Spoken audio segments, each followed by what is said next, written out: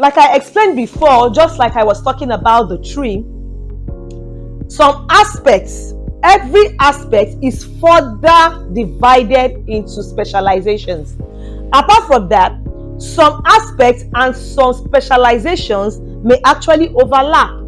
And as a tech professional, you may end up having what is called multiple expertise in different aspects, or what is called multiple expertise in different specializations. One other thing I want you to also understand is that if you are deciding to choose a career, or you are going towards a career in tech, always gravitate towards your interest, always gravitate towards your goals, always gravitate towards your skills. Now, another factor I want us to put into consideration is the fact that new technologies are coming up. Therefore, new aspects will come up, new specializations will come up. So you need to remember that as these trends are coming up, there will be a lot of what I would call evolving. A lot of evolving will be taking place that will be creating more aspects as well as more specializations. Now, what I also want you to understand is that when you are choosing a career in tech, it's imperative that you develop what is called transferable skills. What this means is that if you are going to choose a career in tech, I always advise bring the skills that you are already have that are not necessarily technical. They are not necessarily technical skills, but they are skills that you are bringing from wherever career you have found yourself into your new career that you are coming into. If you are coming into the tech space, there are some transferable skills that are important that you bring in. The first one is problem solving. Then there is adaptability as well as learning agility. If you do not have an affinity for learning, considering the fact that tech is an evolving industry, it's an industry that changes constantly. So it is imperative that you have an affinity for learning. You have what is called learning agility, and you are adaptable. Then the next one is communication skills. Good communication skills are very important because you are always interacting with stakeholders. And one of the biggest mistakes a lot of people make in tech is using technical jargons to talk to non-technical people. At the end of the day, they will never understand what you are saying. One of the things I always explain to my clients is the fact that when you are going to be talking to someone that is non-technical, it's imperative that you understand customer language. Now, what does customer language mean? Customer language means no matter how the customer is explaining it, it is important, it is critical that you understand it.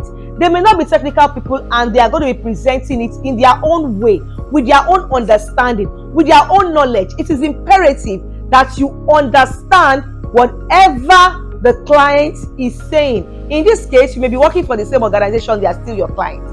Another transferable skill that is important is active listening. If you do not have what is called good active listening skills, you will never get to understand what exactly the problem is or what the demands of the client is. So it's imperative that you have good listening skills as well as analytical and critical thinking. You have to be analytically minded. You have to have good critical thinking skills. If you want to work in the tech industry, then the next thing is you have to be innovative. You have to be very innovative, and you have to have what is called customer focused reasoning. It's always about the customer. It's all about the customer. Now, another thing is that you need to consider non-technical roles. If you are switching into a career in tech, you do not necessarily have to do technical jobs. You can do non-technical roles such as project management, product management as well. We talked about product management. We talked about project management. We talked about product management. We talked about technical writing. Other ones are technical sales, customer support, and there is what is called UX or UI design. That means user experience or user interface design. Those sometimes they can gravitate towards the technical aspect as a user experience or what is called a user interface design worker, but most times they are non technical roles. Now, if you want to be effective as someone that wants to work in the tech space, this is how I have classified it. There are new entrants, there are fresh graduates, there are people that are switching specializations, and they are at the same time, they are business owners. So what I would advise is that if you are a fresh graduate, you need to stay curious. You need to have what is called consistent learning. Always have a yearning to learn. You need to learn new skills. At the same time, you need to be updated with the tech trends and advancements. Build your resume and build your network. What this means is that for you to be successful in tech, I have given you 5 alternatives. The first one is you need to stay curious. What that means is that you need to be a consistent learner. You need to learn new skills. At the same time, you need to be updated with the tech trends. You need to build your resume and you need to build your network. By building your resume, it means look for internships. Look for opportunities where you can learn. Build your network. LinkedIn is a place where you can actually meet with people and learn. People that you can build your network with. People that you can interact with. A lot of places that have become learning spaces right now. A good place is YouTube. Another place is LinkedIn. Apart from building your network on LinkedIn, is also a place where you can learn. Now, if you are pivoting, what that means is that if you are switching careers, I will advise that you start by working on familiar grounds. What does this mean? If you are coming from an industry that already has some inculcation of tech, a very popular one is healthcare. If you are coming from the health industry, work on familiar grounds. Just do things that you know, or what I will use the word, what you are familiar with. Gravitate towards that direction. Gravitate towards something that you have a good understanding of. You are a doctor, you are a nurse, you are someone that is in the health space. Gravitate towards health related. There's health informatics, there's health information. So many things are done right now that is actually health related. There are even certifications right now. Then the next thing is you have to learn new skills as well. Apart from that, you also need to stay updated with tech trends and advancements. But the most important, you need to leverage on your network.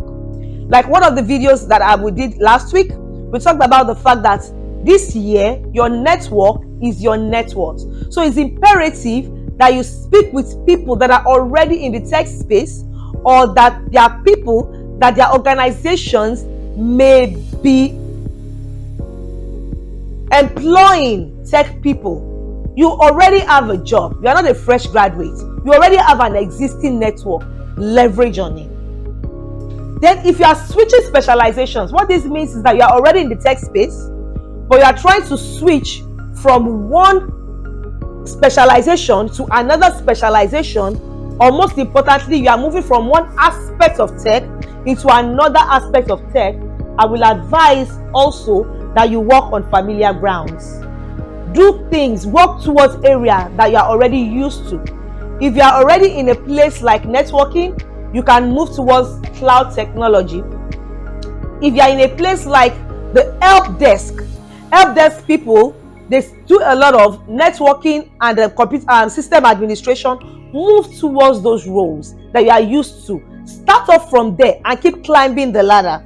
At the same time, you also need to learn new skills. You also need to stay updated with the trends. You need to stay updated with advancements in both specializations, where you are coming from and where you are going to. The aspect of tech that you are coming from, stay updated on it. The aspect of tech that you are moving to, stay updated on it. Then you also need to leverage on your network and stay coachable. The thing with a lot of people that are switching specializations is the fact that they are not coachable, they are not trainable, they are not teachable. I need you to stay coachable so that you can learn more and you can gather information. Now, if you're the kind of person that wants to go into business in tech, this is my advice for you.